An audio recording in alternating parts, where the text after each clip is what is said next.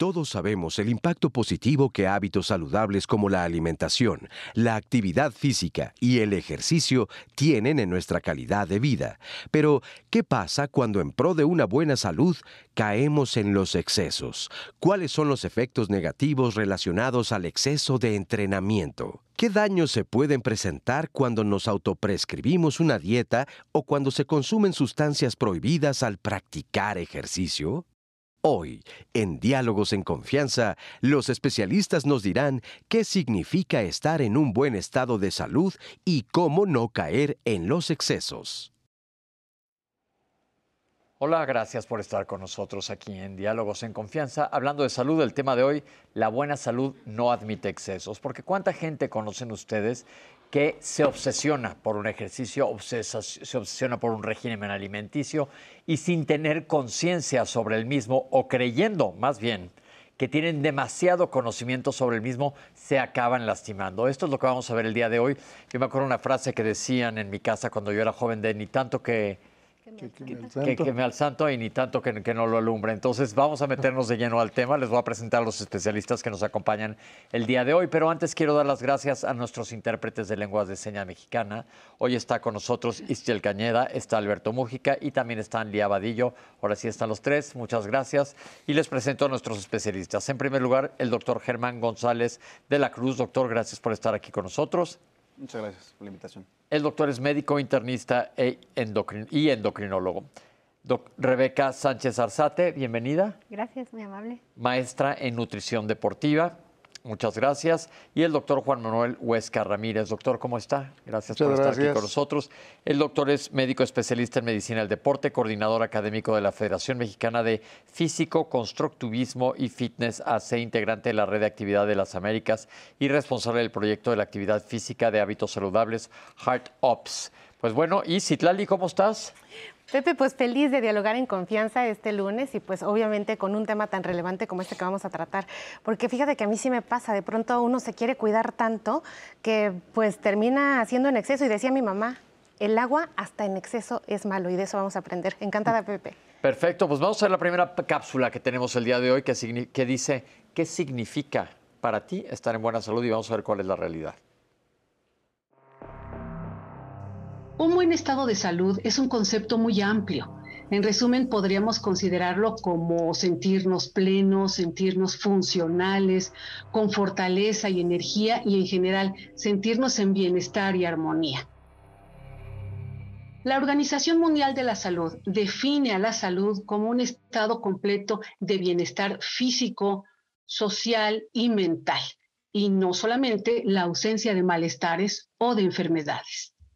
Es decir, va más allá, es todo un concepto de estilo de vida. Por eso hay varias maneras de procurarnos, de consentirnos con un buen estado de salud. Uno de ellos es procurarnos una alimentación correcta y con ello me estoy refiriendo a que incluyamos alimentos de los llamados 3 grupos, que sea una alimentación completa, variada, que incluya todas las sustancias nutritivas y desde luego que nos proporcione también ese bienestar cultural y que esté acorde con nuestras necesidades fisiológicas, con nuestras necesidades de salud en general y nuestros gustos culturales. La otra manera también muy importante es hidratarnos bien, procurarnos descanso adecuado y activarnos físicamente. Y con ello de la activación física me puedo referir a una caminata, subir y bajar escaleras, bailar, que además es algo muy divertido que podemos compartir en familia, y desde luego otro tipo de actividades físicas y deportes con más exigencia física, y eso depende de cada persona. Lo preocupante y lo que debemos evitar es asociar el bienestar físico con el peso corporal. A ver, quitémonos ya del pesocentrismo. Procuremos ya no tener ese estigma hacia la apariencia. Yo sé que hay una especie como de presión social hacia la apariencia y el peso corporal, pero ojo, la delgadez no es sinónimo de salud y bienestar. Cuidado, procuremos una salud integral, no nada más una apariencia. Entonces, para un buen estado de salud es pertinente no obsesionarse con el peso, no obsesionarse con la apariencia, procurarnos una alimentación correcta y, como yo decía, pues toda toda esta parte de estilo de vida que nos haga sentir bien. Tratémonos bien. Muchas gracias. Me encanta cómo abre esta cápsula diciendo que es un estilo de vida. Hablar de un complejo completo de diferentes situaciones que nos hacen estar bien desde el punto de vista de salud. Por empezar, que mucha gente no lo ve así, sino que lo ve desde cómo me veo. ¿Qué opinan?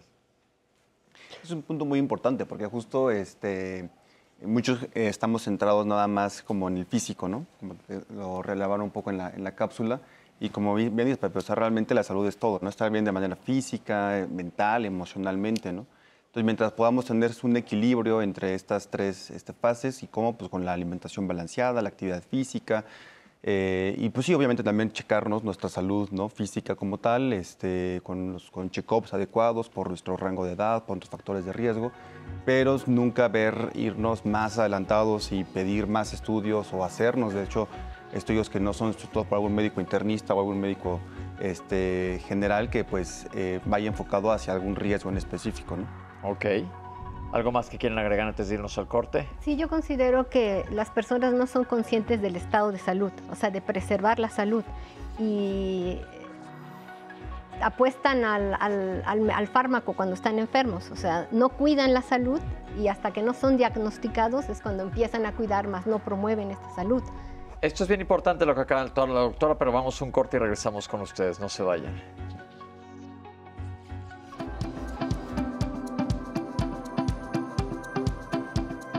Iniciar dietas que restringen alimentos, realizar ejercicio de manera compulsiva, puede dañar la salud. Estamos de regreso este lunes saludable aquí, dialogando en confianza. El tema de hoy es la buena salud no admite excesos. Y quiero regresar leyendo la llamada de Isabel García, que tiene 72 años, hace 40 hace ejercicio en las mañanas, sale a correr durante 1 hora y media y por la noche hace 1 hora de zumba. Pero ya le están empezando a doler las rodillas. Quiere saber si se está excediendo o no se está excediendo. Pues para eso es este programa. Voy a aprovechar brevemente para mandar saludos a Tijuana, a Anaid, que está conectada. Agradece a Diálogos en Confianza este programa y la orientación que le sirve muy bien para educar a sus hijos. Así nos dice. Deyanira ¿Qué edad Flores. tiene la primera que nos habló? ¿Qué dijiste? 72 años, 72. Pepe. Ok. Deyanira Flores nos saluda desde Saltillo y Lima nos saluda desde Colima. Dice que el programa le ha ayudado a hacer cambios importantes y significativos en su vida. Para eso es esto, Pepe. Qué bueno, pues vamos en cuanto a este comentario, creo que es interesante y más que contestarlo ahora vamos a dar pie a algo. Yo creo que todos deberíamos llevar un estilo de vida saludable y individualizar cada caso. Porque, por ejemplo, ella 72 años, qué maravilla que siga haciendo todo lo que hace. Pero a lo mejor si le están doliendo las rodillas, ahí sí ya vale la pena que se cheque. Porque ahí no es que se esté excediendo, habría que ver si por edad no tiene algún tipo de artrosis, cualquier cosa. Pero ¿qué podemos hablar de un estilo de vida saludable sin irnos de cabeza, sin caer en el exceso? Sí, en el caso de los estilos de vida saludable, son varios aspectos. Y precisamente la Organización Panamericana de la Salud, en donde está desarrollando un programa sobre hábitos saludables. México está dentro de esos países y dentro de los hábitos saludables está la alimentación saludable, la disminución del consumo de sal, bajar el consumo de azúcares y otro es la actividad física, no el ejercicio, no el deporte. ¿Cuál es la diferencia? La diferencia, el deporte es para competir.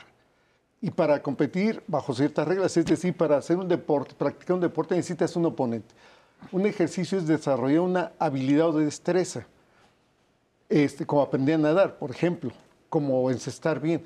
Para hacer un ejercicio o un deporte requiere un instructor, un área, un equipamiento.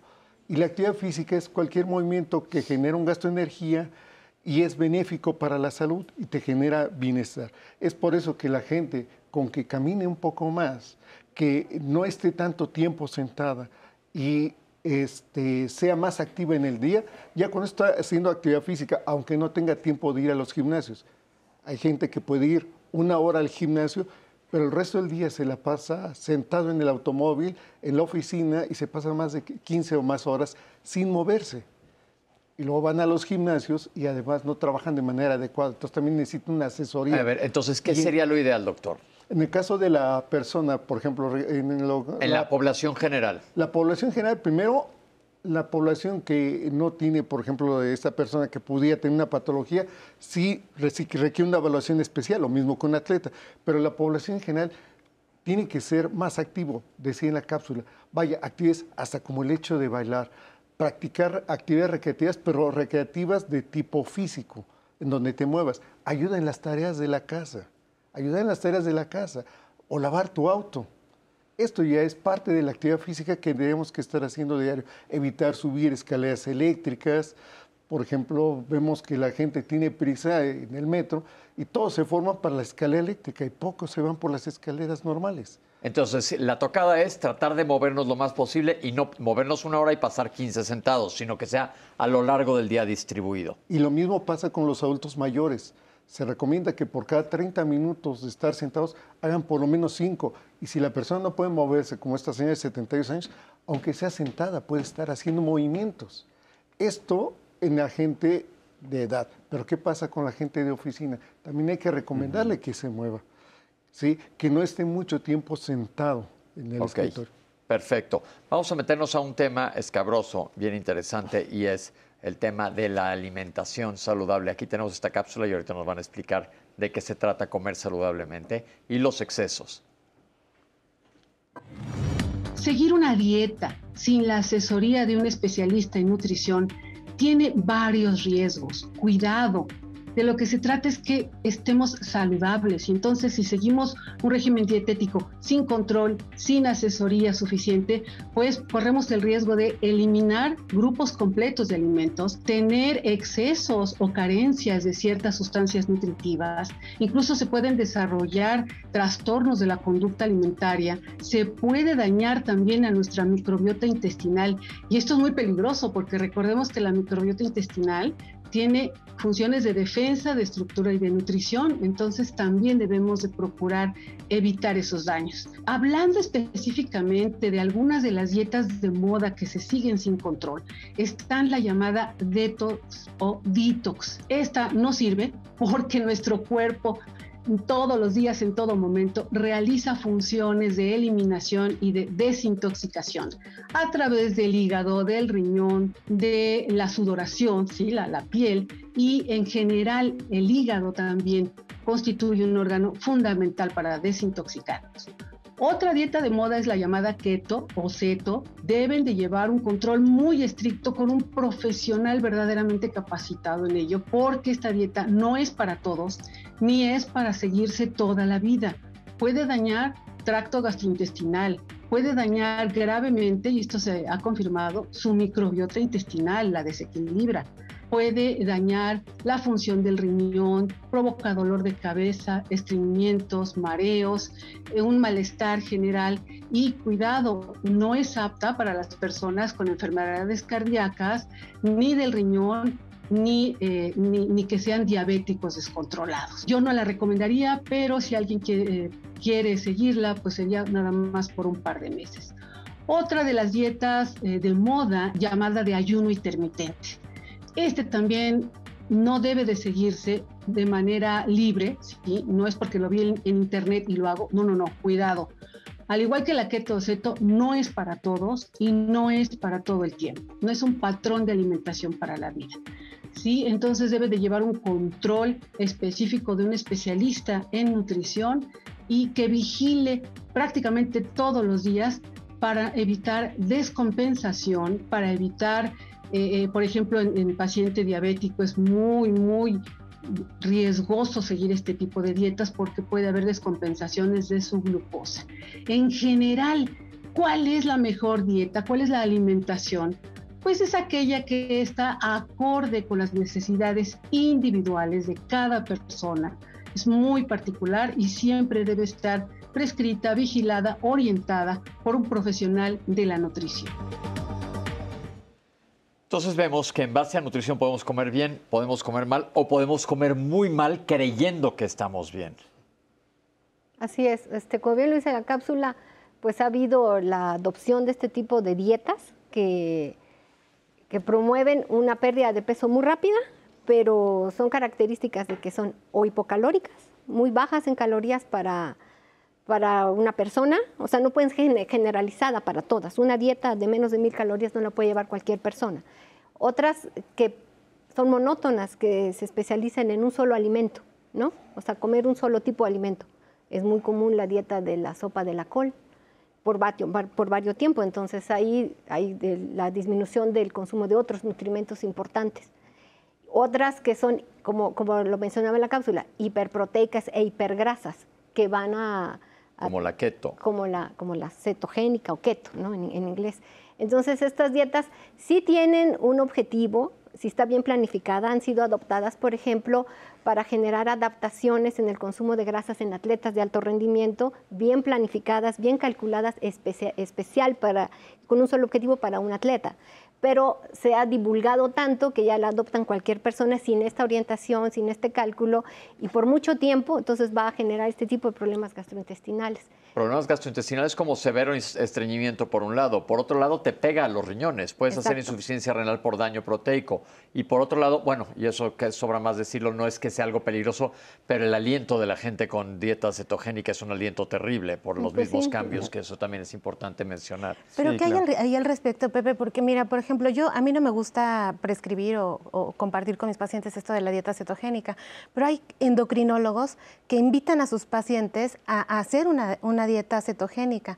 O sea, ¿quién sí puede, quién no puede? ¿De plano está prohibido? Eso a mí no me queda claro. No, prohibido no está. A ver, doctor, tú eres endocrinólogo, no está prohibido, pero nada más que tienes que estar supervisado. Sí, justo por eso a mí no me queda claro. Sí, y justo como dice la maestra, ¿no? Realmente cuando este tipo de dieta que sí han tenido buenos resultados en investigaciones científicas, tanto el ayuno intermitente como la dieta cetogénica, pero en ciertos población y con ciertos lineamientos. El problema es que luego pues salen, ¿no?, algún video en YouTube o en Instagram y todo el mundo lo quiere seguir y creyéndose pues que ellos solo los pueden adaptar, ¿no?, a su estilo de vida. Y ahí es cuando se rompe la barrera de cuando una dieta cetogénica se puede ir hacia una dieta pues mal controlada, ¿no? Pero inclusive es muy curioso que, por ejemplo, en pacientes que viven con diabetes, se ha visto que llevando una dieta cetogénica pueden reducir hasta la dosis de insulina que llegan a tomar los pacientes y hasta los números de medicamentos, evidentemente por los beneficios en cuanto al consumo de carbohidratos, pero siempre igual, ¿no?, recalcando que no es para todos. Un paciente que tiene, por ejemplo, insulina, tiene varios hipoglucemiantes y está con una dieta de ayuno intermitente, pues obviamente está en alto riesgo de generar hipoglucemia, ¿no? Entonces, siempre este tipo de dietas que sí han venido un poco a cambiar un poco el paradigma de la nutrición, pero realmente, pues sí, no es para todos y siempre a cada caso tratar de individualizarlo lo más que se pueda. Y por cierto tiempo, porque otra cosa es, por ejemplo, dicen, yo ando en dieta ceto para siempre, ¿sí? ¿Y la fibra? Exacto. No hay nada de fibra gastrointestinal, entonces tu posibilidad de tener cáncer de colon se te va para arriba inmediatamente. Además del alto contenido de grasas, porque la dieta cetogénica es hiperproteica, entonces te puede elevar también el perfil de lípidos, disminuir Tapar las arterias. deteriorar la microbiota intestinal. O sea, este consumo deficiente de fibra va a traer más efectos adversos que, bueno, sí va a haber pérdida de peso, pero también consecuencias a la salud, ¿me explico? Exacto, igual que como comentamos una vez ya, con el ayuno intermitente está muy de moda. ¿Qué nos puedes decir? Sí, bueno, el ayuno intermitente pues sí se ha utilizado para generar una pérdida de peso rápida. El problema del ayuno es que en los periodos donde se va a comer, el más sencillo o el más habitual es el de 16 horas. 16 horas no comes, 7 de la noche terminas la última comida, vuelves a comer hasta las 11. Pero ¿qué pasa en el lapso de 11 a 7? No es libre, ¿me explico? Entonces no se va a obtener el objetivo. Tiene un beneficio porque tiene un descanso también metabólico, pero también hay que calcularlo bien y decir, a la hora que rompes el ayuno tiene que ser de una manera con alimentos menos densos, de una manera ligera. Y esto se basa en todos estos ayunos religiosos que había, ¿no?, o que hay en diferentes culturas.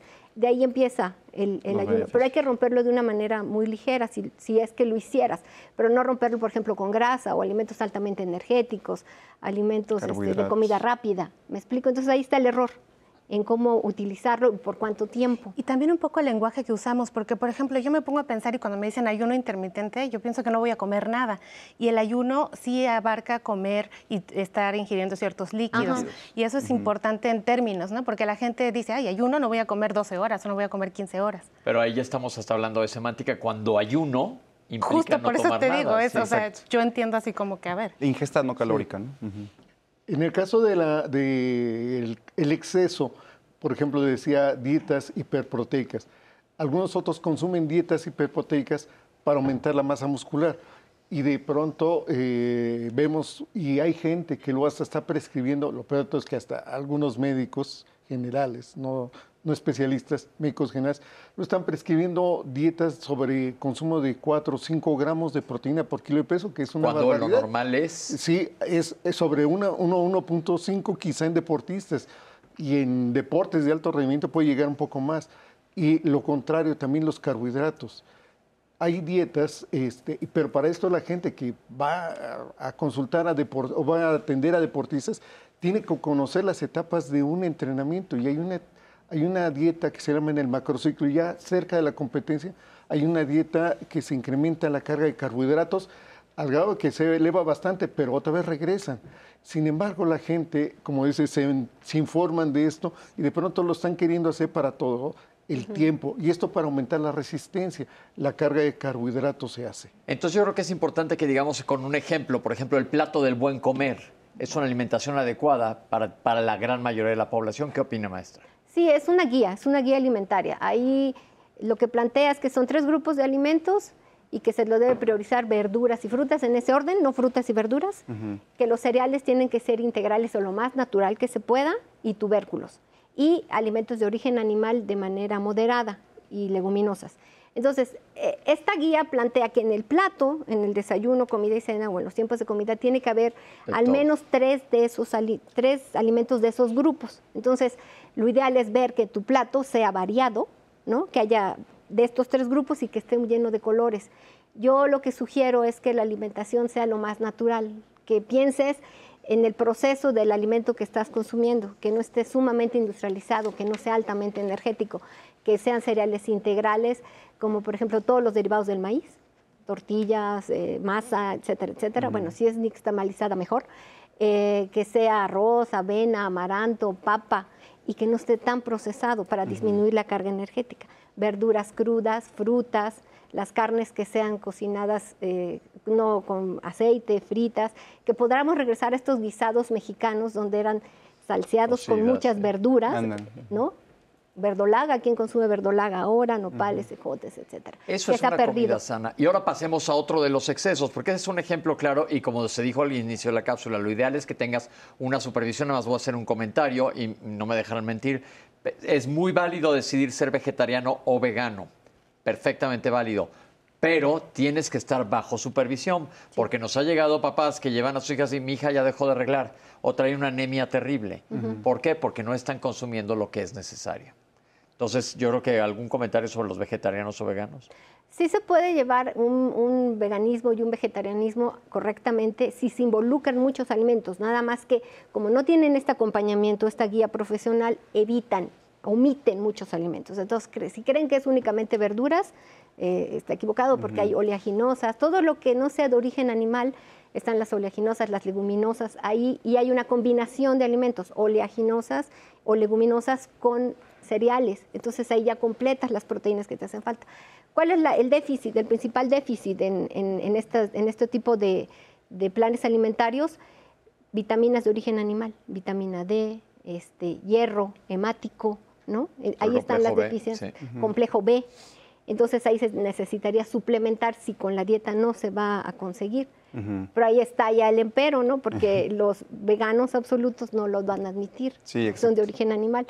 Pero sí se puede llevar a cabo de una manera muy saludable si hay un buen acompañamiento, una buena planificación, y ver. Los veganos y los vegetarianos tienen que ser una combinación de muchísimos alimentos para poder completar la alimentación. Ahora, una pregunta. Me están comentando que hay mucha gente que no sabe cuál es el plato del bien comer. Eso es muy fácil. En internet ponen enter el plato del bien comer y aparece. Pero ¿existe una regla para que todo mundo coma algo antes de hacer ejercicio o después de ejercicio? Sí se recomienda si el ejercicio o la actividad física es menor a 1 hora, no requeriría una comida ¿no? Un preentreno, cosas por el estilo. Nada más con hidratación, agua solamente lo puede hacer. Pero si el ejercicio es superior a 2 horas, entonces se sugiere comer alimentos antes, y en el durante y en el después. ¿Y qué sugerencia de alimentos? Antes se debe de consumir hidratos de carbono para tener energía, ¿no? Igual en la hidratación. Pueden ser una mezcla de complejos o que no se absorban rápidamente, como pero que los nos cereales. Entienda la gente que nos está como viendo. Los cereales, puede ser avena, arroz, amaranto, con una fruta o miel. Hidratación y después, si es de más de 2 horas, si es una actividad física intensa, meter proteína, meter leche, yogur, algún lácteo. Y luego, pero ya la gente que hace ese tipo de ejercicio con más ganas, normalmente ellos sí tienen más acceso a acercarse a un nutriólogo. Sí. Es gente que Sí, claro. está bajo entrenamiento. Un poco, Pero estamos buscando ayudar a la población general. No, pues en general yo pensaba esto, o sea, por ejemplo, el día que a veces yo tengo esa duda genuina en donde de pronto no sabemos si vamos a ir a hacer ejercicio y tenemos que comer o no tenemos que comer antes, si se tiene que comer después, si porque hago ejercicio tengo que consumir más proteínas, si la proteína necesariamente será el polvo que me venden para que yo tenga una buena suplementación. O sea, esas son las dudas que a mí me nacen el día a día, ¿no? Fíjate que en el caso de, como estaba diciendo Rebeca, en el caso de la persona que no es atleta, la hidratación e hidratos de carbono o carbohidratos sería suficiente. Sin embargo, muchos de estos productos que dicen que vienen en polvo, hay gente que los consume antes, pero la proteína no tiene un papel para la parte de metabolismo energético. Y lo consumen durante, y a veces ni siquiera hacen 2 horas, ni siquiera hora y media. Sin embargo, la proteína sí es importante, pero para la reparación del músculo, esto es para después de. Ahí es donde es más importante. Ahora, es necesario que las bebidas, sobre todo, vayan acompañadas de glucosa, y tengan sodio, etcétera, pero no dejar de hidratarse y terminando. Pero a ver, una pregunta ahí, porque ahí podemos confundir al público que nos está viendo. Cualquier persona de la población general que va al gimnasio 40 minutos diarios no tiene por qué hidratarse con una bebida energética. No. Puede tomar agua perfectamente bien. Sí. Personas que no son de alto rendimiento, que Exacto, la actividad que la gran mayoría no es de alto rendimiento. Es máximo 1 hora, no necesitarían este tipo de ayudas o este tipo de suplementos. O sea, alimentándose correctamente, bien, desayunando bien, o sea, 1 o 2 horas antes de ir a hacer la actividad física, no necesitan consumir nada. Cuando es recreativo, ¿me explico? ¿Cuánta agua? Esto depende de las actividades en el día, pero normalmente se calcula que es 1 mililitro de agua por kilocaloría. Entonces, si tu dieta es de 1.500, litro y medio, 1.800, Pero para que 1.800. nos comprenda el público, 2 litros recuerde que nos como está viendo la promedio. gente. 2 litros, pero el New De England litro y acaba de medio- decir que de se litro y subió más de medio- 1 litro. De litro y medio a 2 litros. Ajá. Si de por sí no toman. Agua simple. ¿No? O sea, Agua simple. ¿Y no tratarles- será que, por ejemplo, cada uno tiene necesidades? Porque, por ejemplo, yo me pongo a pensar, hay gente que corre mucho y casi no suda, a mí me pasa. Entonces, pues la deshidratación que tengo es menos y hay gente que apenas está corriendo y ya y ya suda muchísimo. O sea, entonces, creo que también ahí depende mucho de que si corres o no necesariamente, por eso- tal vez La actividad. si vas al gimnasio o tal vez si te vas a caminar al parque o simplemente las actividades de día a día pueden estar haciendo consumir bastante cantidad de líquidos. Hasta el clima, ¿no? O sea, claro. cuando Sí, hay personas puede más haber activas. más evaporación, más sudor. Sí, bueno, de entrada se debe de consumir de 1,5 a 2 litros, bueno, dependiendo del consumo y dependiendo de la persona, De la esto se dieta. calcula. Sin embargo, si realiza actividad física donde haya una pérdida por sudoración, entonces se aumenta, o sea, eso también se calcula, se aumenta más. Esa demanda la va a determinar las actividades de las personas. Ok. Sin embargo, es que estamos supliendo esa bebida o esos líquidos con otras sustancias. Ok. Hay que tomar agua simple. Agua simple. Entonces regresemos al tema del programa que es los excesos. Pero estamos hablando ahorita de que quiero hablar de los excesos. ¿Qué hay de toda la gente que se suplementa con 500 cosas? Son gente que dice, no, yo no tomo ni un medicamento por nada, pero me suplemento con 40 vitamínicos y minerales. Ese es el problema, porque muchas veces estás en la consulta y los pacientes pues no tienen para comprarse el medicamento, ¿no? Para la glucosa o medicamentos que son importantes, y revisas su lista de medicamentos y tienen más de 5 multivitamínicos, ¿no? Suplementación de zinc, de magnesio, cuando realmente, como decía la maestra, llevando una dieta balanceada no tendríamos por qué suplementar, ¿o no? Entonces, básicamente, no tienes por qué suplementarte si estás comiendo bien, punto. Exactamente, punto, y no necesitas, y no por tomar más magnesio, más zinc, más multivitamínicos, nos vamos a sentir mejor, vamos a tener más energía, que esa es como es una un mito falacia, común, ¿no? sí. Que, doctor, estoy cansado, denme mis vitaminas o no, algo así. Pues no, realmente pues podemos descartar otras causas, ¿no? Anemia, cosas metabólicas importantes, pero que realmente unas vitaminas te estén haciendo que estés cansado y que tengas que estar suplementándote en exceso, pues no. No es necesario. Fíjense que en el caso de las vitaminas, resulta que todos los mensajes de la mercadotecnia nos dicen que nos aportan energía y nosotros cuando estamos instruyendo a los futuros entrenadores, lo primero que se le dice, las vitaminas no aportan energía. Exacto. Número uno. Y luego la otra, hay vitaminas que son liposolubles, que son las que se pueden acumular más fácil. Y ahora, por ejemplo, el caso de la vitamina E ha tomado más moda ahora como antienvejecimiento. Y así eso es lo que estás mencionando, de que la gente llega y consume y están cayendo en una situación de polifarmacia. Que en realidad no les está sirviendo de absolutamente nada. Y por otro lado puede ser perjudicial. Les recomiendo que vean el programa que hicimos sobre hígado y el daño al hígado. La gente que toma tantos suplementos que saturan su hígado y les da una hepatitis tóxica. Eso es importante que lo mencionemos. Claro que sí. La gente que consume muchas sustancias llega a caer en estos excesos que le generan daños a la salud. Y los daños pueden ser hígado, puede ser riñón, pueden ser en muchos lados. El problema está en que hasta que ocurre esto es cuando se les ocurre ir con el profesional. Okay. Y ese tipo de situaciones hay que preverlas si realmente antes de consumir van con el profesional. ¿Qué es la cápsula que tenemos ahorita? ¿Es necesario visitar a un médico antes de decidir hacer ejercicio? Aquí la tienen.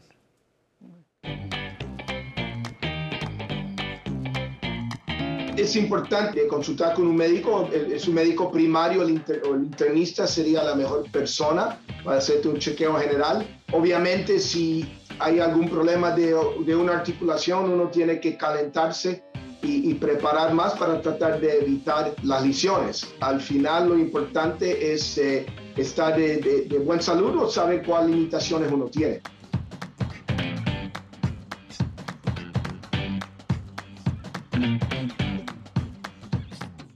La idea del médico primario es para cuidar la salud en general. Si uno tiene un problema vamos a decir, de columna o de hombro o de rodilla, probablemente lo óptimo es consultar con ese médico para saber qué actividades uno puede hacer y cómo prepararse. Pero al final la idea es poder hacer la actividad y no creo que tener tanto temor. Lo importante es uno siempre, como cualquier deporte, siempre calentar, estirar. Todo eso son las cosas más importantes.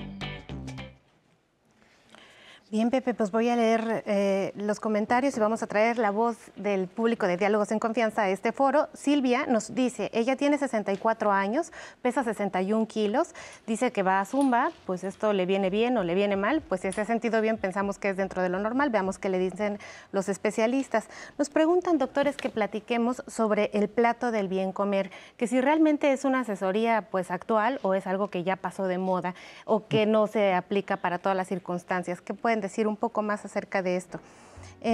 Caroline Mota nos dice, ¿en qué casos acudir a diferentes especialistas? Nutriólogo, bariatra, endocrinólogo, ¿cuál es la diferencia entre ellos y qué es lo mejor para su salud? Esto ya se lo dijimos en una cápsula, pero veamos cómo complementan los especialistas. Hatsiri Maciel pregunta, las consecuencias de hacer ejercicio en extremo. Mariana Madrid, ¿qué pasa con los medicamentos para bajar de peso? ¿Están indicados? ¿No están indicados? ¿En quién están indicados? María Chuy tiene 54 años. Su médico le diagnosticó recientemente anemia y sobrepeso. Le dijo que comiera atún en las 3 comidas y verduras, pero pues ella tiene dudas de si esto es necesario, suficiente o qué más puede hacer. Así también queremos mandarle saludos a Gloria Soto desde Pachuca, Hidalgo, que nos está sintonizando. Bueno, pues sigan dialogando en confianza este lunes saludable y recuerden, estoy aquí pendiente de todas sus dudas, comentarios para traerlos al foro con nuestros especialistas.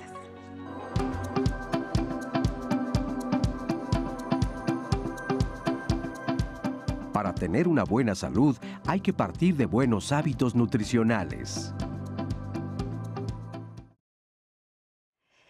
Regresamos, nos quedamos leyendo sus dudas y comentarios y bueno, Deyanira Flores dice algo con lo que yo coincido completamente, doctores. El merengue que se baila es mucho más sabroso y más benéfico que el merengue que se come. Yo creo que sí, si le hacemos caso nos va a ir muy bien. También Patti Verón tiene 67 años. Nos comparte que desde hace 43 años ella es vegetariana y es maestra de yoga. Dice que sus músculos son fuertes, flexibles, como buena maestra de yoga. Antes, cuando comía carne, ella se sentía con más sueño, con más pereza, con menos ganas de tener actividad física. Y bueno, es la experiencia que ella nos da el día de hoy. Mirnix Paz nos dice que es mejor hacer ejercicio y caminar 1 hora con un calzado sano, que lo más importante es tener un buen calzado sano. Y nos piden orientación acerca, doctores, de cómo entrenar y cómo hacer la actividad física, como que a la gente no le ha quedado muy clara esta parte y nos piden asesoría para esto. Y también nos preguntan si es forzoso tener asesoría por nutrición para comer bien. ¿No será que comer bien es natural, es intuitivo? Uno forzosamente tiene que ir al doctor o al especialista para aprender a esto. Y bueno, quiero invitarles a la cartelera de Diálogos en Confianza. El próximo lunes vamos a tener aquí, en este lunes saludable, salud sexual y reproductiva en mujeres. Eso va a ser muy importante porque tenemos derecho a tener una adecuada y saludable salud, valga la redundancia, en este sentido. Al respecto del día de hoy vamos a seguir viendo cuáles son las consecuencias de tener ejercicios en exceso. Para esto vamos a ver la siguiente cápsula. Los problemas más comunes en diversas articulaciones del miembro superior varían, depende si estás hablando muñeca, codo o hombro. Por ejemplo, el hombro, el número 1 sería manguito rotador, que son tendones de los músculos que estabilizan el hombro. Número 2 sería el labro. En gente más joven es muy común, después de un deporte exigente que sea surfing o tenis o básquet, tener problemas del labrum. El labrum es una estructura que rodea el glenoide, que es la copa del hombro. Número 3 sería la cápsula. La cápsula es lo que mantiene el líquido sinovial. Número 4 sería una fractura de la cabeza del húmero o del glenoide. Y entonces número 5 sería una dislocación. La articulación más común en el cuerpo que se disloca es el hombro. La gente entiende que un esguince de tobillo es algo bien común, por ejemplo, los futbolistas, pero también podemos ver esguinces que sean en los dedos. Esas son lesiones agudas que ocurren a un componente anatómico bien preciso. Lo óptimo es ir al especialista que se dedica a eso, no simplemente decir, es un esguince, porque puede ser que haya una fractura articular o puede ser que haya una abulsión de un tendón, que es diferente el tendón que un ligamento. También hay lesiones que pasan en deportistas, por ejemplo, en fútbol, que son más común en miembro inferior. Eso sería, por ejemplo, esguince en el tobillo. Número 2, lesión del ligamento cruzado en la rodilla. Hay el anterior y el posterior. El anterior mucho más común. Número 3, lesiones de la rótula del huesito en la rodilla, que se puede dislocar o hasta fracturar. Número 4, por ejemplo, rupturas de los músculos rodeando la rodilla, el cuádriceps o el isquiotibial. Entonces también hay lesiones en las caderas, que son muchas veces más de músculo, o parecido al hombro hay también estructuras en la cadera, que es el labrum, que también estabiliza la cabeza del fémur dentro de la copa del pelvis. Y esas son las lesiones que vemos más común en miembro inferior. Tenemos algunas estadísticas. Dice que en México el 57.9% de la población de 18 años y más declaró ser inactiva físicamente. Ahí ya partimos de un problema que prácticamente no nos movemos. Del 42.1% de la población de 18 años y más que se declaró ser activa físicamente, el 54.8% alcanza el nivel de suficiencia para obtener beneficios de la salud, pero el 41.4% se queda corto. ¿Qué le podemos recomendar a la gente en cuanto a exceso, la gente que hace ejercicio en exceso? La gente que hace ejercicio en exceso, primero, lo que menciona el doctor, son tipo de lesiones que se van a seguir presentando.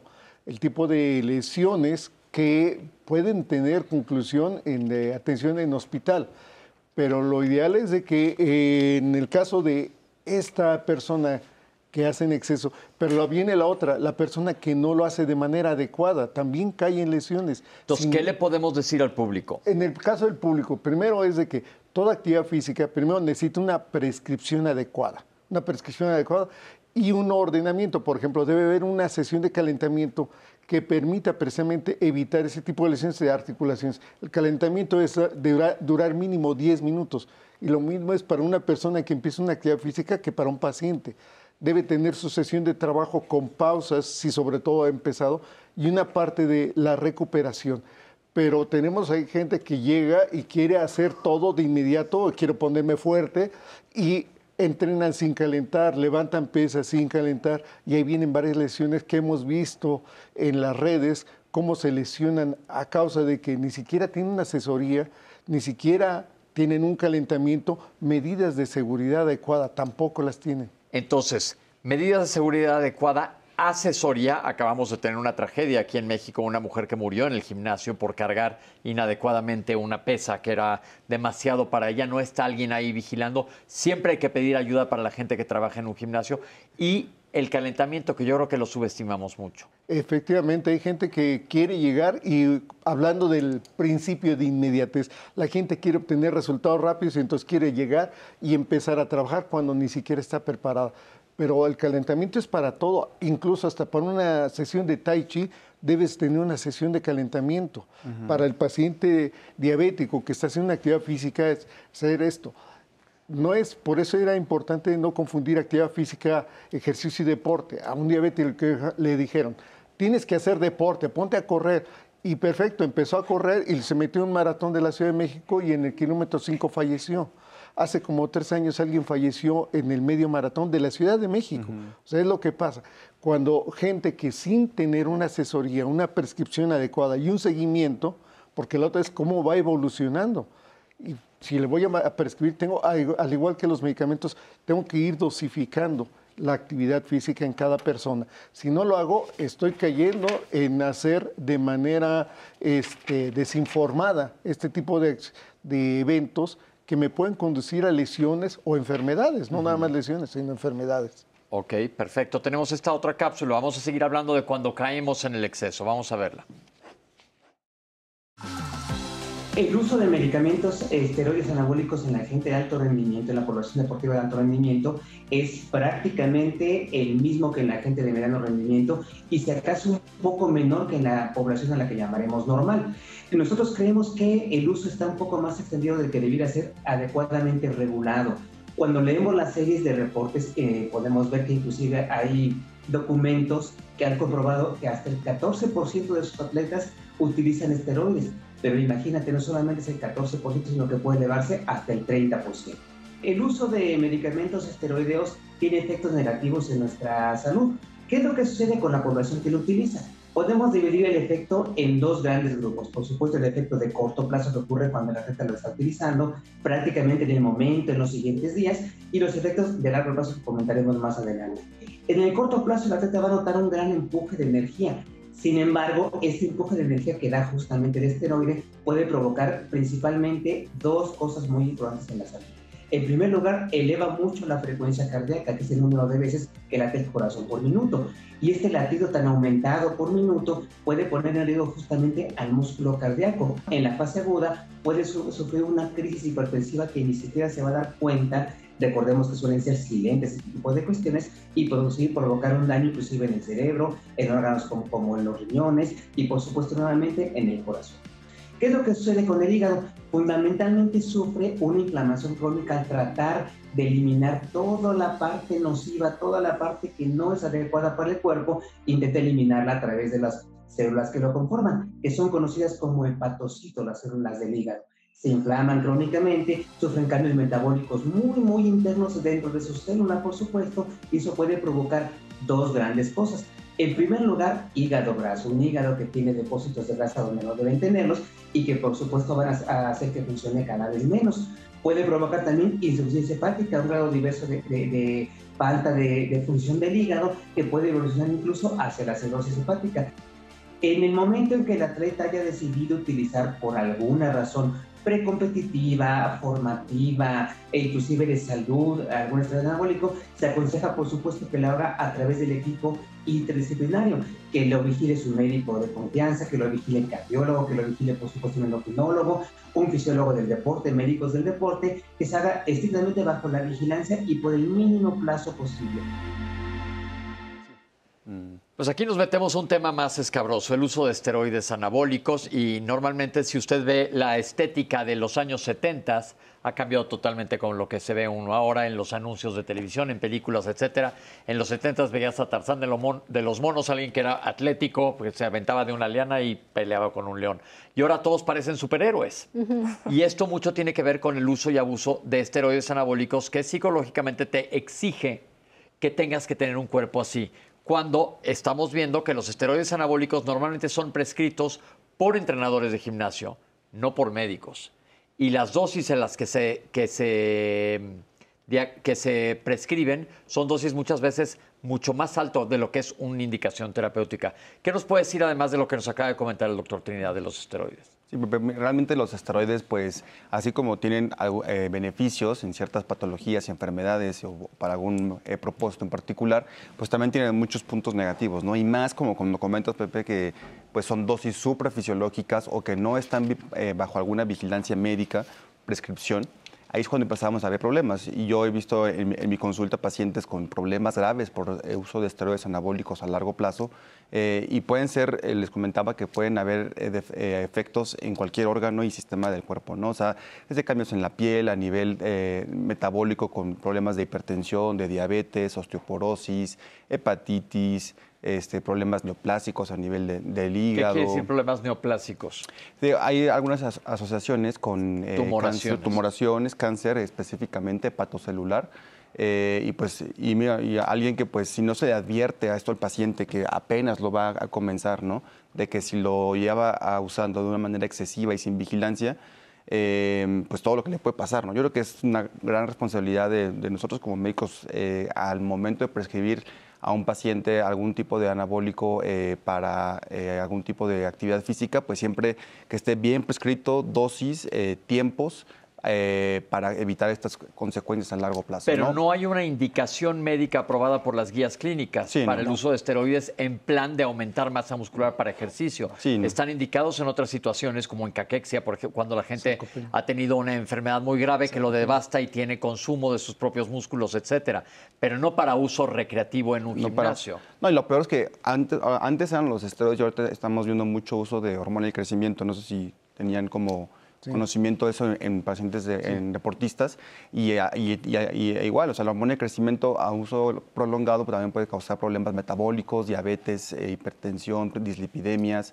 Entonces, aquí siempre que vamos al exceso de algo es cuando vienen estos problemas, ¿no? Por eso que ni siquiera está indicado para el aumento de la masa muscular en ese tipo de pacientes y pues menos a dosis suprafisiológicas. Otra cosa importante, si tú piensas utilizar esteroides anabólicos, piensa en tus testículos. ¿Qué les pasa a los testículos de los pacientes que utilizan esteroides anabólicos? Sí, generan hipogonadismo. Entonces, realmente, ¿qué quiere decir eso? El hipogonadismo es la disminución de la hormona de la testosterona. Hay cuenta que los testículos, ahí se produce la testosterona, que es la hormona masculina, y cuando al cuerpo le estamos metiendo esta hormona de manera inyectada, pues se deja de producir, ¿no? Entonces se genera un hipogonadismo primario a nivel gonadal, y ahí pues vienen todas las consecuencias que luego, justo por eso luego vienen por problemas de disfunción eréctil, bajo apetito sexual, por ya problemas que fueron causados por este tipo de excesos en el tratamiento, ¿no? Cuando pues no debería de pasar.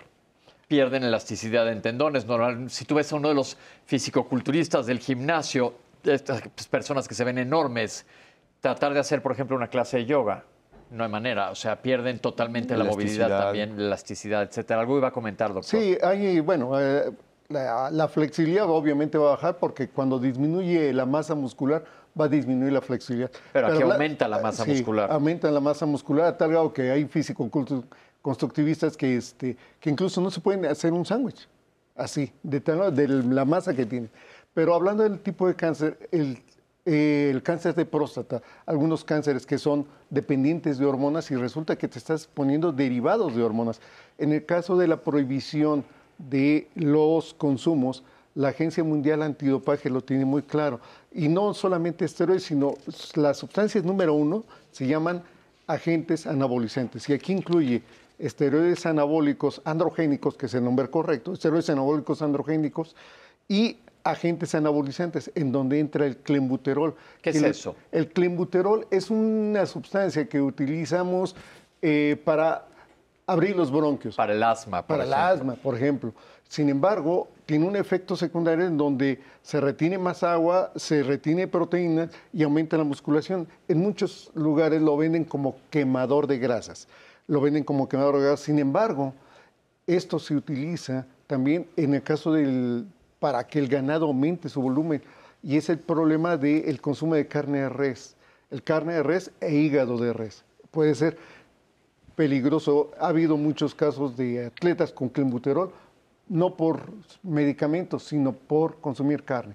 Pero regresando un poquito a los esteroides, los esteroides se desarrollan desde la década de los 30, pero se desarrollaron con fines terapéuticos. El problema es que, como decías hace un momento, no hay una prescripción para aumentar masa muscular. Sin embargo, aquí además de regular la venta y prescripción de esteroides anabólicos androgénicos, debe de haber una regulación en la parte de la enseñanza, porque resulta que hay médicos o hay gente, entrenadores o universidades que organizan cursos de farmacología deportiva, en donde van precisamente a que se les den esas dosis. Y luego uno de los temas incluso se llama megadosis.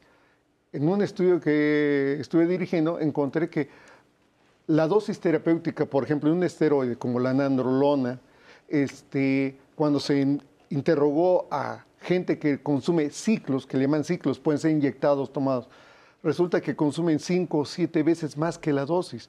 Y esto, obviamente, como decía Paracelso, nada es veneno, todo depende de la dosis. La dosis terapéutica sí puede ayudar, pero las megadosis no te van a ayudar.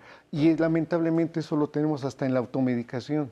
Si yo pienso que algo me va a quitar el dolor, pues entonces me tomo 3 pastillas o 4. Y si algo, incluso tópico, me lo voy a aplicar, me pongo hasta más y solamente en el sitio cuando lo tengo que distribuir. Varias cosas.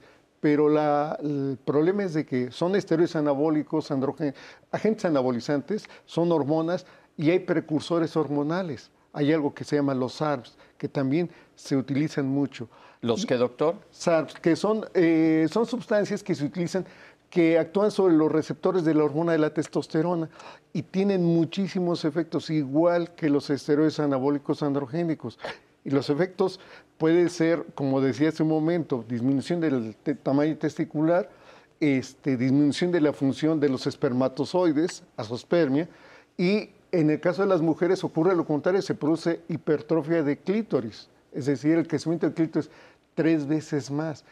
Ojalá y todo quedara en eso, pues es algo estético y se acabó, pero la relación con los diferentes tipos de cáncer, de infartos, de aneurismas, eso ocasiona una emergencia. El consumo de esteroides anabólicos, androgénicos y cualquiera de sus derivados o los hormonales es una emergencia en cámara lenta. Doctor, ¿y qué pasa? Alguien que va a consumir en exceso, tarde o temprano va a venirle la factura. ¿Y qué pasa con el clenbuterol, que es muy frecuente que lo consumamos y no nos demos cuenta? Por ejemplo, ¿yo tengo algún riesgo? En el caso del clenbuterol, las taquicardias, las cefaleas, la hipertensión se pueden ir asociando. Pero viene la otra, en el caso de los asmáticos, bueno, tiene sus dosis. El problema está en que, sobre todo en la zona centro del país, es donde el ganado se utiliza como engorda el clenbuterol. Sí, pero ¿cuánto de ese clenbuterol verdaderamente tiene efectos sistémicos sobre un ser humano? Por ejemplo, yo tengo asma y yo lo uso. Pero que si yo no tuviera asma, si como ganado voy a tener reactividad broncodilatación. Bueno, no es en el caso de la gente que lo consume, el clenbuterol, tiene efecto a nivel de, le decíamos, taquicardia y demás. Y no necesariamente solamente la carne. En el caso de unos niños de Aguascalientes, está en un congreso internacional de pediatría, terminan en terapia intensiva por sobredosis, bueno, no sobredosis, sino por un hígado con sobredosis de clenbuterol, de hígado de res. Entonces, ¿en qué momento puede ser contraproducente? Todavía no se tiene. Lo que sí se sabe es que si una persona consumió carne con clenbuterol, tardas aproximadamente, si ya no consumes más, tardas aproximadamente una semana en eliminarlo. La principal es vía urinaria. Hay otra eliminación que es a nivel de cabello, pero por ejemplo en el caso de WADA, es por eso que los estudios se hacen a nivel de orina. Y ahí es donde se han encontrado muchos deportistas y obviamente en suplementos que venden para quemar grasa con clenbuterol, pero no vienen a dosis como si fueras un asmático, sino vienen en dosis más elevadas. ¿Qué le podemos recomendar a la gente que está escuchando lo que está diciendo, doctor? Pues sobre todo que una pregunta que decían los quemadores de grasa o para bajar de peso, el clenbuterol es uno de los que se vende frecuentemente. Primero, no se automediquen, tiene que acudir con un médico, ¿sí? Hay gente que consume muchos productos para bajar de peso, por ejemplo el caso de la sibutramina, sus efectos a nivel del sistema nervioso. Brasil fue de los primeros países en que lo prohibió y se tardó mucho tiempo y que en México sucedía. Sin embargo, tú vas a mercados y todavía siguen vendiéndote sibutramina. Y en el caso de los productos de mercadotecnia, tenían un compuesto y le cambian el nombre nada más, aunque le tengan la multa, nada más le cambian el nombre. Y desafortunadamente hay suplementos, esa viene la otra cuestión, hay suplementos que vemos que se venden y son de marca, que se dice suplemento alimenticio, ampolletas bebibles, etcétera. Muy bien, de tal laboratorio, ok, no voy a decir. Pero resulta que, pues quizá una persona común que no es deportista lo puede consumir, pero hay otra serie de sustancias que puede afectar a las personas, por ejemplo, expansores del plasma, como el glicerol, ¿sí? O el caso de atletas o personas que quieren bajar de peso y además de estas sustancias consumen diuréticos, y diuréticos en dosis excesivas. Doctor, entonces, pero para fines del programa, la gente nos está viendo, quiere saber soluciones. ¿Qué les puede decir usted a toda la gente que nos está viendo? La primera recomendación es evitar la automedicación. La segunda es que si usted quiere incrementar su capacidad física o por salud, etcétera, primero visite un especialista. Tercero, ese especialista tiene que estar certificado. ¿Por quién? ¿Y qué especialista es el ideal? En el caso de los especialistas, en el caso de nosotros, bueno, Medicina del Deporte, hay un Consejo Mexicano de Medicina del Deporte. Ok, ahí los pueden buscar. Sí, los pueden buscar. En el caso de los entrenadores, aquí llegamos a otro problema que decía hace un momento de las escuelas, que hacen cursos de farmacología y demás. De pronto hay gente que certifica en cosa de clases de una semana o 2 semanas. En el caso de la federación en donde yo trabajo, a mí me tocó colaborar para el programa y es un año.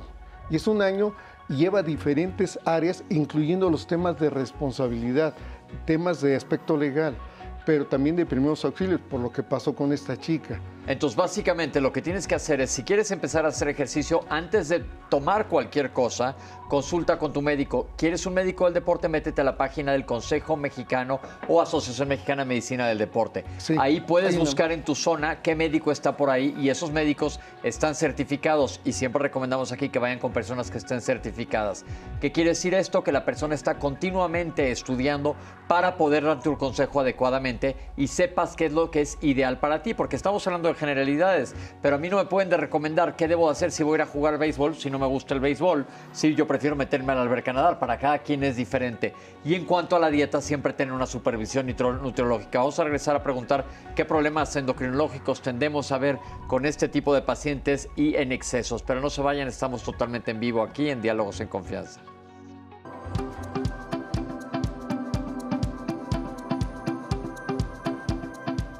Un aporte diario y variado de todos los grupos de alimentos cubren las necesidades de nuestro organismo.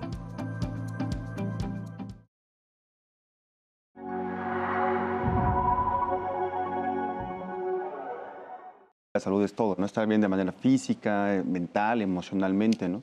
Mientras podamos tener un equilibrio entre estas tres fases y cómo, pues con la alimentación balanceada, la actividad física. Dentro de los hábitos saludables está la alimentación saludable, la disminución del consumo de sal, bajar el consumo de azúcares y otro es la actividad física. El deporte es para competir Y para competir bajo ciertas reglas, es decir, para hacer un deporte, practicar un deporte, necesitas un oponente. Un ejercicio es desarrollar una habilidad o destreza, como aprender a nadar, por ejemplo, como encestar bien. Para hacer un ejercicio o un deporte requiere un instructor, un área, un equipamiento. La actividad física es cualquier movimiento que genera un gasto de energía y es benéfico para la salud y te genera bienestar. La gente con que camine un poco más, que no esté tanto tiempo sentada y sea más activa en el día, ya cuando está haciendo actividad física, aunque no tenga tiempo de ir a los gimnasios. Dietas que promueven una pérdida de peso muy rápida, pero son características de que son o hipocalóricas, muy bajas en calorías para una persona, pues generalizada para todas. Una dieta de menos de 1000 calorías no la puede llevar cualquier persona. Este tipo de dieta que sí han tenido buenos resultados en investigaciones científicas, tanto el ayuno intermitente como la dieta cetogénica, pero en ciertos población y con ciertos lineamientos. La dieta cetogénica es hiperproteica, entonces te puede elevar también el perfil de lípidos, disminuir, deteriorar la microbiota intestinal. El ayuno intermitente pues sí se ha utilizado para generar una pérdida de peso rápida. En los periodos donde se va a comer, el más sencillo o el más habitual es el de 16 horas. 16 horas no comes, 7 de la noche terminas la última comida, vuelves a comer hasta las 11. Pero ¿qué pasa en el lapso de 11 a 7? No es libre. Tiene un beneficio porque tiene un descanso también metabólico, pero también hay que calcularlo bien. Yo lo que sugiero es que la alimentación sea lo más natural, que pienses en el proceso del alimento que estás consumiendo, que no esté sumamente industrializado, que no sea altamente energético.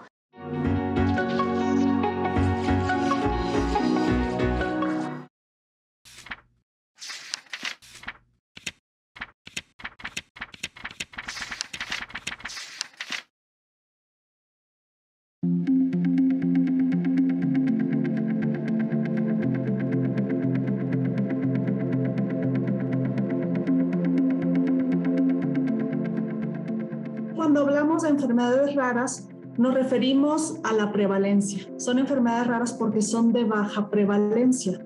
¿Qué tan raras son? Se dice que una enfermedad puede ser catalogada así cuando le aparecen 5 de cada 10,000 habitantes o menos. Si bien hablamos de una baja prevalencia, en realidad hay más de 7,000 enfermedades. De sus causas, entre el 70 y el 80% son de origen genético. Entonces, tenemos que para diagnosticarla generalmente se hace un estudio genético donde se demuestre la mutación o este cambio de información, digamos, en los genes.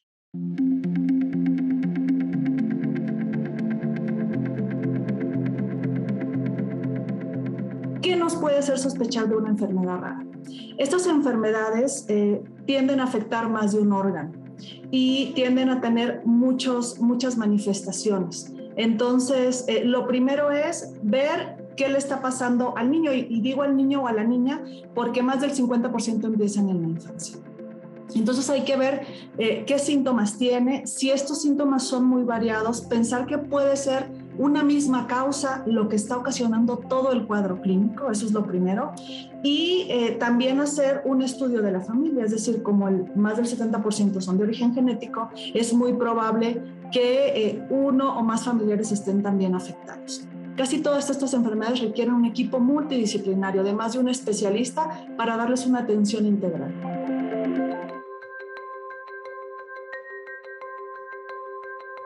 Este día es muy importante porque se celebra a nivel mundial. Es el último día de febrero y es importante porque hay que dar más visibilidad a estas enfermedades. Es decir, decimos son de baja prevalencia y a lo mejor como médicos pensamos que no vamos a ver una, pero como son más de 7,000, eventualmente vamos a ver alguna enfermedad rara.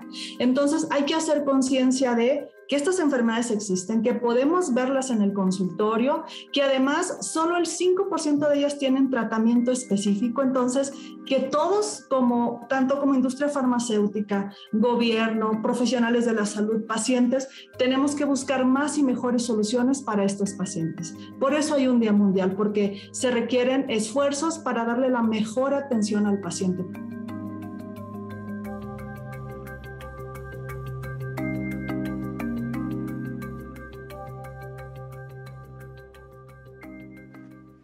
Una realidad es que todas las enfermedades raras son poco prevalentes, pero yo te pregunto a ti que nos estás viendo en tu casa, si tú tuvieras una de estas enfermedades, ¿no te gustaría que la gente supiera que existe? Apoyemos a las enfermedades raras. Cuando en medicina está bien que manejemos mucha estadística, pero cuando tú eres la estadística, cambia totalmente el panorama. Entonces seamos empáticos y tengámoslas en mente y traigámoslas a la mesa para que se conozcan y se hablen de ellas.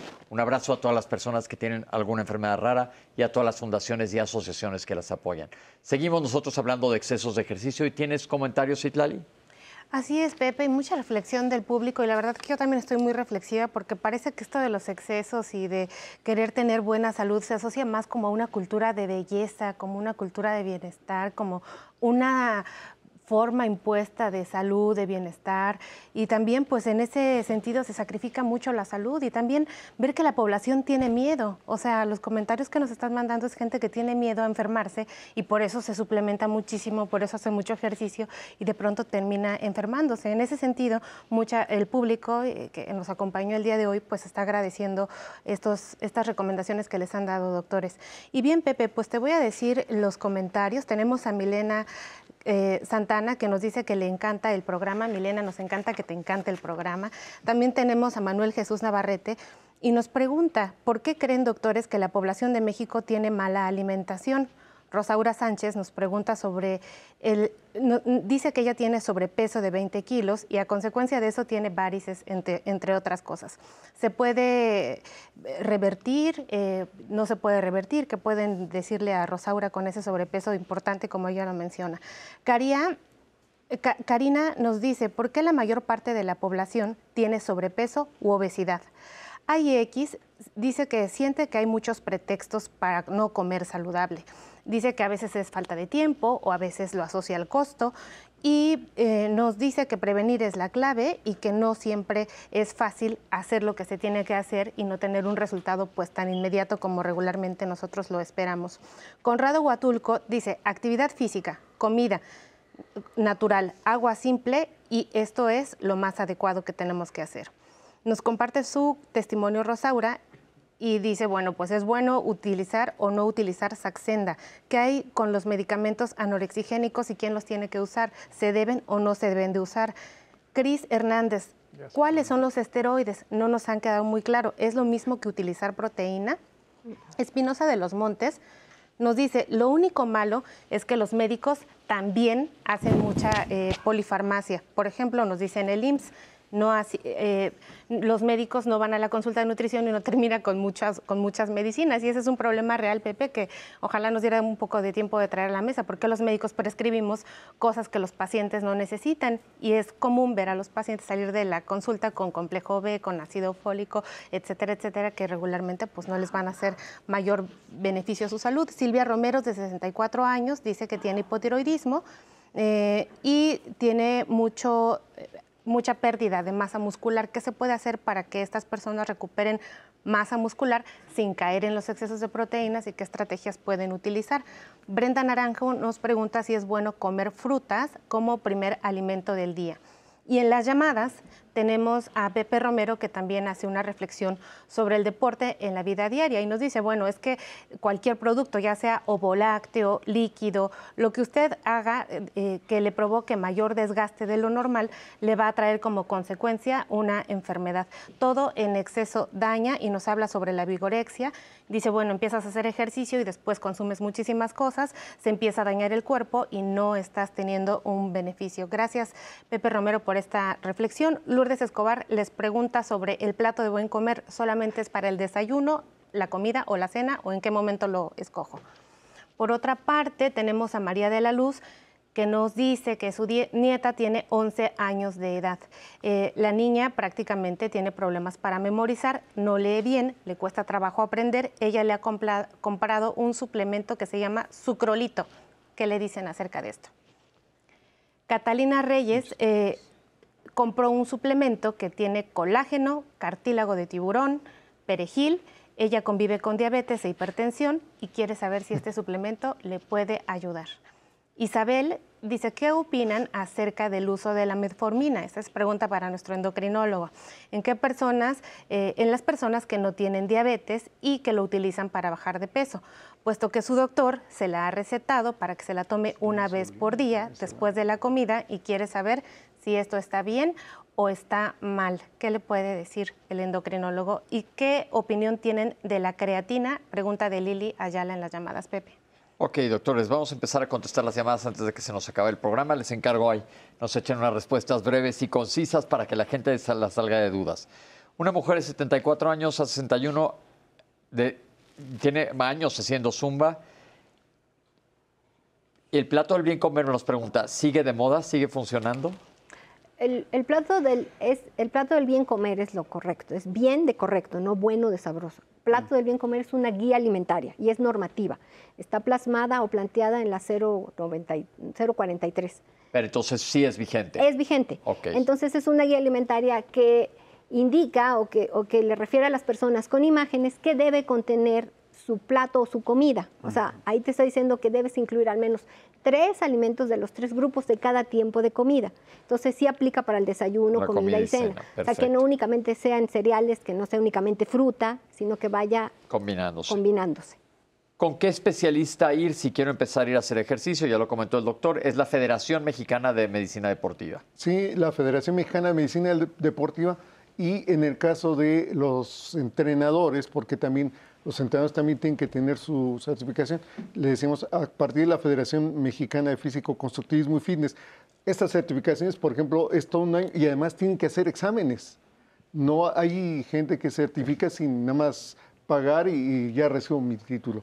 Y en cada uno de estos se tiene que estar mandando una prescripción adecuada y saber qué tipo de actividad, así de tipo de ejercicio se puede hacer, incluso hasta para el tipo de pacientes que tienen problemas de insuficiencia venosa, como comentaron, el paciente del tipo obeso, porque luego el problema está en que dentro de la misma rama médica, un médico prescribir actividad física aeróbica de más de duración en X pacientes, a veces solamente le digan, haga ejercicio, subas esto y...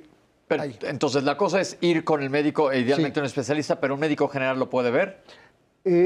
Lamentablemente es difícil que sepan prescribir, o que conozcan en cuanto a la prescripción adecuada de la actividad física.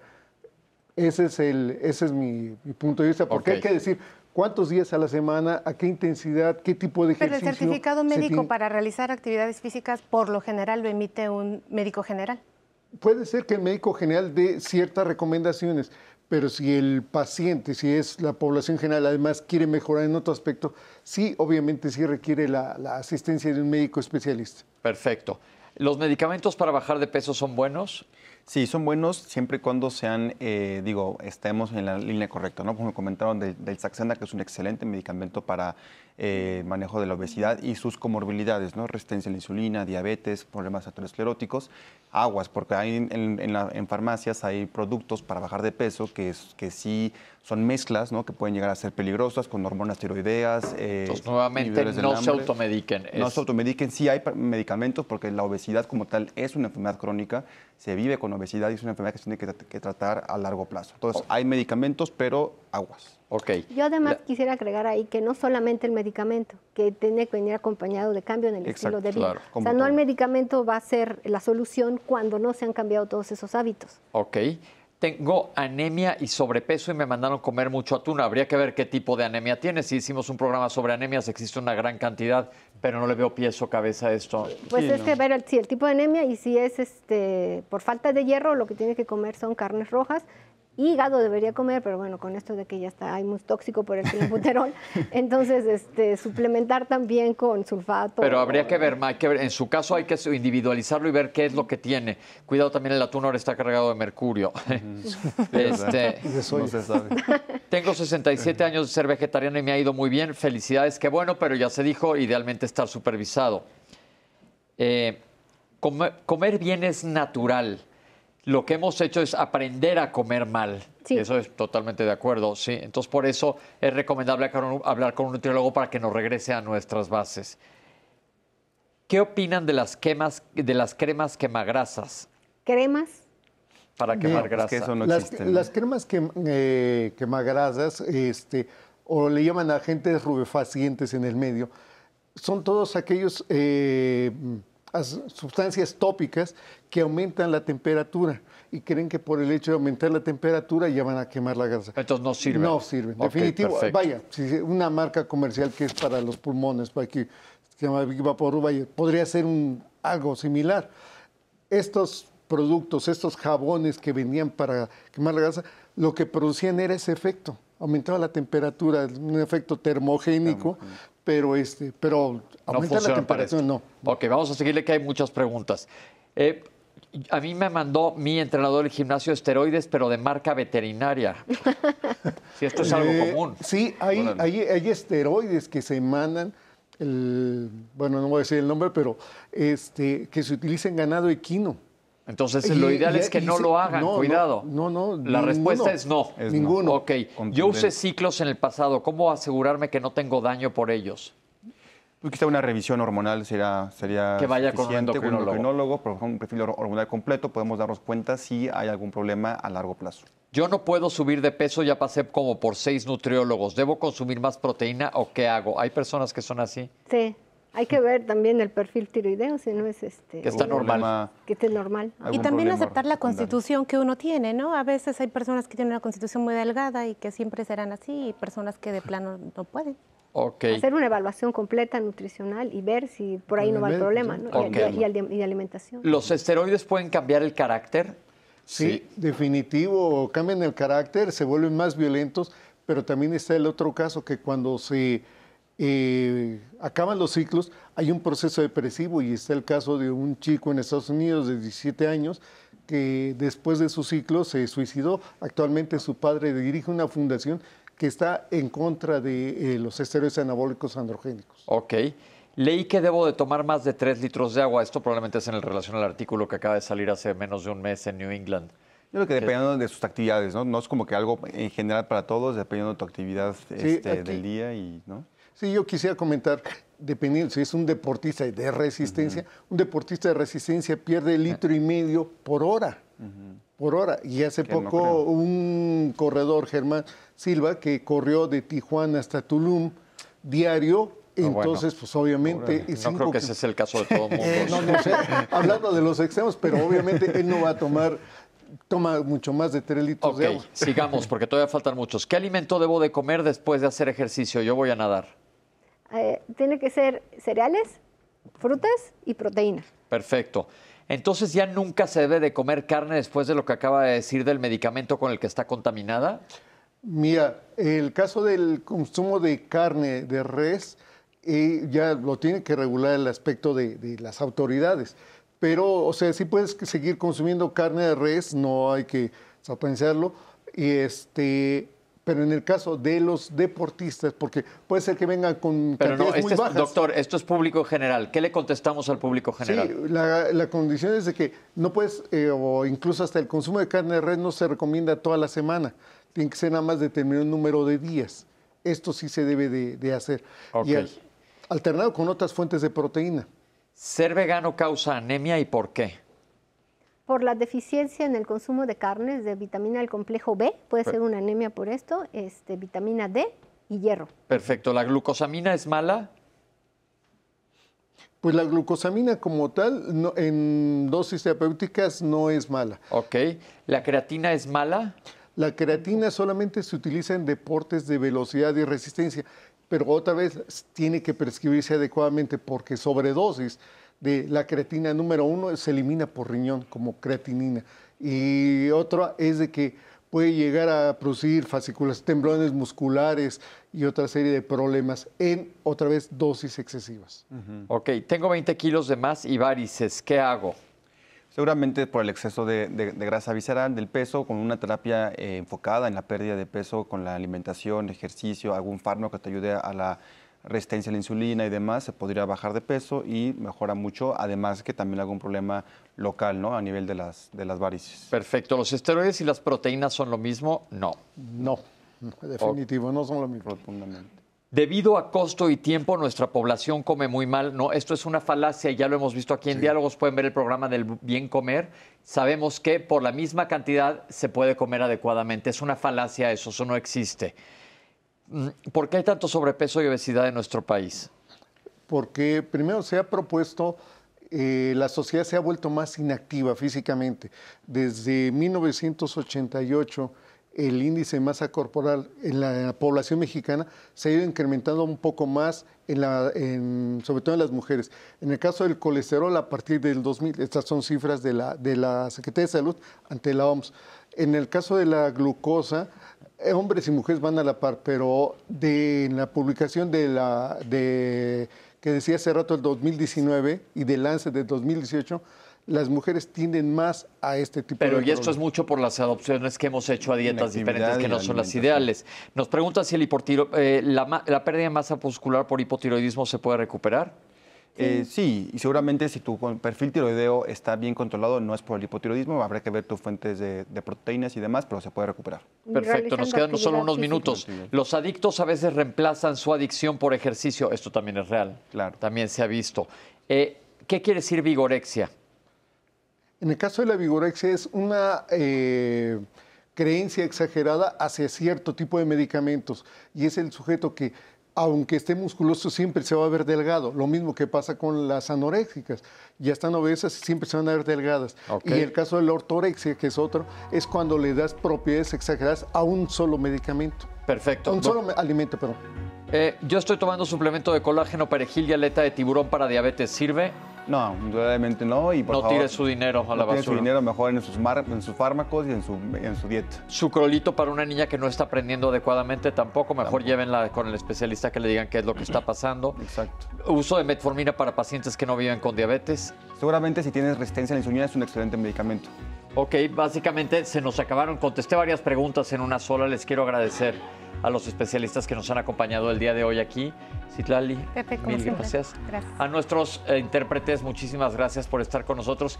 Y ahí lo tienen. Quisimos hacer este programa porque creo que es un tema bien importante. Siempre estamos insistiendo que comamos bien y hacemos ejercicio, pero no te vayas de cabeza hacia el otro lado, porque como se acaba de hablar aquí en las últimas 2 horas, podemos ver que podemos caer en cosas que son peligrosas para nuestra salud, creyendo que estamos haciendo algo que es bueno. Entonces es muy importante que compartas este programa. Van a aparecer los datos de nuestros especialistas en pantalla y en nuestras redes sociales, que busques qué es exactamente lo que tú necesitas. No hay un ejercicio ideal para todo el mundo. Hay lineamientos de dietas generales para todo el mundo, pero, por ejemplo, si me dicen en tu dieta que comas brócoli y no me gusta, afortunadamente vivimos en un país en donde hay una gran cantidad de alimentos que son deliciosos y podemos alternarlos. Muchísimas gracias por acompañarnos el día de hoy. Esto fue Diálogos en Confianza. Nos vemos el lunes.